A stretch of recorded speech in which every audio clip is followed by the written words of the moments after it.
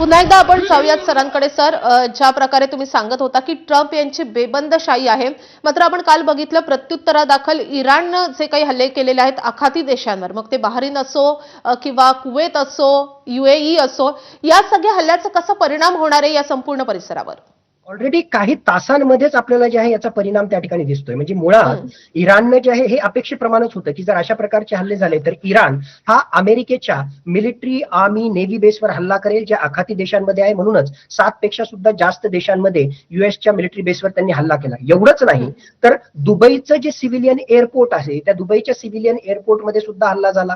दुबईमध्ये जे CIAचं म्हणजे अमेरिकेची जी इंटेलिजन्स एजन्सी आहे त्या CIAचं जे कार्यालय आहे त्यावर सुद्धा जे आहे इराणनं त्या ठिकाणी हल्ला करण्यामध्ये एक प्रकारे यश मिळवलं. मग हे सगळं कन्सिडर करता आपण पाहिलं की काल हजारो उड्डाणं आणि आज सुद्धा शेकडो उड्डाणं दुबईच्या विमानतळावरून जे आहेत ती कॅन्सल झालेली आहे. आपल्याला माहिती आहे की जगातल्या बिझिएस्ट अशा एअरपोर्ट पैकी एक एअरपोर्ट म्हणजे दुबईचं एअरपोर्ट आहे. त्यामध्ये शेकडो भारतीय सुद्धा आज घडीला दुबई एअरपोर्टवर त्या ठिकाणी अडकलेले आहेत. अबुधाबी असो किंवा रियाद असो या ठिकाणी सुद्धा जे अशाच प्रकारच्या बातम्या समोर येत आहेत. म्हणजे हवाई वाहतूक जी आहे या सगळ्या अरब देशांमधल्या अफरातफरीच्या परिस्थितीमुळे विस्कळीत झालेली.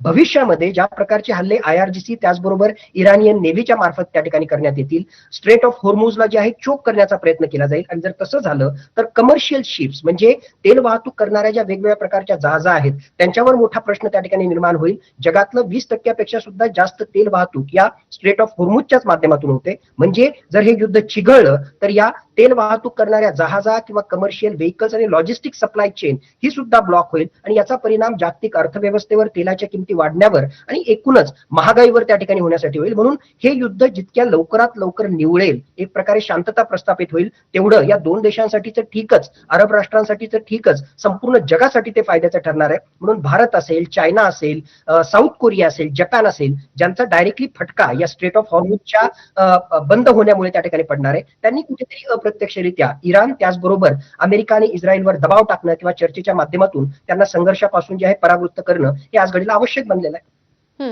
आपण काल बघितलं की खामेनींच्या घरावर हल्ला झाला, त्यानंतरही इराणकडून प्रत्युत्तर देण्यात आलं. मात्र आता खामेनींचा जेव्हा खात्मा झालेला आहे त्यानंतर इराणची आता क्षमता राहिलेली आहे का? इराणचे सूत्र कुणाच्या हाती जाणार? कोण या सगळ्याचं प्रत्युत्तर देणार? राजकीय दृष्ट्या माझ्या मते इराणमध्ये आता 3 ऑप्शन्स आहेत. एक, या धर्माधिष्ठित राजसत्तेच्याच माध्यमातून त्यांचा सक्सेसर त्या ठिकाणी येतो का, कोण जे आहे या धर्माधिष्ठित राजसत्तेला आयातुल्ला अली खमेनीनंतर पुढे घेऊन जातो.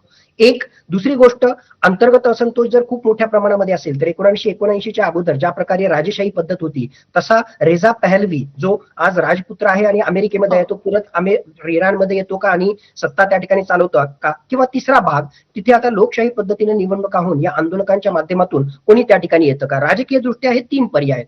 सामरिक दृष्ट्या जर आपण पाहिलं तर आज सुद्धा IRGC कडे आणि इराणियन आर्मीकडे मोठ्या प्रमाणामध्ये हायपरसोनिक मिसाईल्स आहेत, बॅलिस्टिक मिसाईल्स आहेत, त्यांच्याकडे मोठ्या प्रमाणामध्ये अत्याधुनिक अशा प्रकारचे शाहेद ड्रोन्स आहेत आणि तो इशारा सुद्धा त्यांनी दिलेला आहे की येणाऱ्या काळामध्ये अत्यंत मोठ्या प्रमाणामध्ये IRGC अमेरिकेचे जे बेसेस आहेत त्यावर जे आहे ते हल्ले त्या ठिकाणी करतील. तर माझ्या मते येणाऱ्या 24 ते 48 तासामध्ये हल्ल्यांची तीव्रता IRGC कडून जे अमेरिकेचे बेस आहेत त्या ठिकाणी आपल्याला पाहायला मिळतील. जसं मी सांगितलं, स्ट्रेट ऑफ हॉर्मुझला ब्लॉक करण्याचा प्रयत्न होईल. आणि एवढंच नाही, या युद्धाची व्याप्ती वाढतीये. बघा, इराकमध्ये सुद्धा अमेरिकेच्या विरोध असणारे जे कुर्दिस्तानशी संबंधित जे इराकी मिलिशिया आहेत, म्हणजे एक प्रकारे इराणला सपोर्ट करणारे अशा प्रकारचे जे बंडखोर आहेत, त्यांनी सुद्धा अमेरिकेच्या मिलिटरी बेसिसवर त्या ठिकाणी हल्ला करण्याचा प्रयत्न केलेला आहे. म्हणजे हे युद्ध किंवा हा संघर्ष निवळला नाही तर येणाऱ्या काळामध्ये असे हल्ले आणि प्रतिहल्ले हे खूप मोठ्या प्रमाणामध्ये होतील आणि इराणकडे मिसाईल्स त्याचबरोबर ड्रोनच्या माध्यमातून आणि IRGCच्या काही कमांडरच्या माध्यमातून त्या नेतृत्वाची फळी सुद्धा आज घडीला उपलब्ध आहे.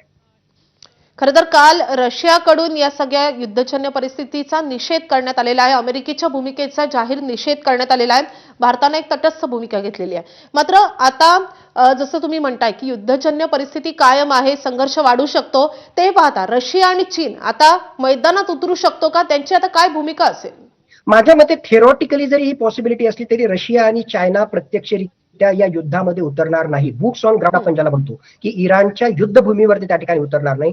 आंतरराष्ट्रीय स्तरावर इराणला पाठिंबा देणं असो, त्याहून महत्वाचं एक प्रकारे अमेरिकेची निंदा नानस्ती करणं, ज्या प्रकारची दादागिरी तो करतोय त्याच्या विरुद्ध स्टेटमेंट देणं असो आणि हा संघर्ष लवकरात लवकर निवळण्यात यावा अशा प्रकारचे स्टेटमेंट त्याच्याकडून येतील. परंतु तो प्रत्यक्षरित्या युद्धभूमीवर उतरणार नाही. त्याचं कारण असं, कारण रशिया जो आहे ऑलरेडी युक्रेन युद्धाच्या माध्यमातून नेटो सदस्य राष्ट्र त्याचबरोबर अमेरिका यांच्याबरोबर जो आहे संघर्षाच्या भूमिकेमध्ये आणि मोठ्या प्रमाणामध्ये त्याची शस्त्रास्त्र त्याचबरोबर त्याचे सैनिक हे त्या ठिकाणी गुंतलेले असल्यामुळे तो प्रत्यक्षरित्या इराण सोबत या युद्धामध्ये उतरणार नाही. दुसऱ्या बाजूला चायना नक्कीच अर्थव्यवस्थेच्या पॉईंट ऑफ व्ह्यूनं, ऑइल सप्लायच्या पॉईंट ऑफ व्ह्यूनं इराणचा संघर्ष त्याला परवडणारा नाहीये. पण जर अमेरिकेसोबत पंगाच घ्यायचा असेल तर इराण सोबत उभा राहून अमेरिकेसोबत पंगा घेण्याच्या ऐवजी तैवान प्रश्नाच्या माध्यमातून अमेरिकेशी संघर्ष घेण्याची भूमिका भविष्यामध्ये चायनाची असू शकते. म्हणून प्रत्यक्षतः बॅटल फील्डवर चायना आणि रशिया उतरणार नाही. शस्त्रास्त्रांच्या माध्यमातून, इंटेलिजन्स सपोर्टच्या माध्यमातून आणि आंतरराष्ट्रीय सपोर्टच्या माध्यमातून, लिप सर्व्हिस एक प्रकारे म्हणून त्या प्रकारे जे आहे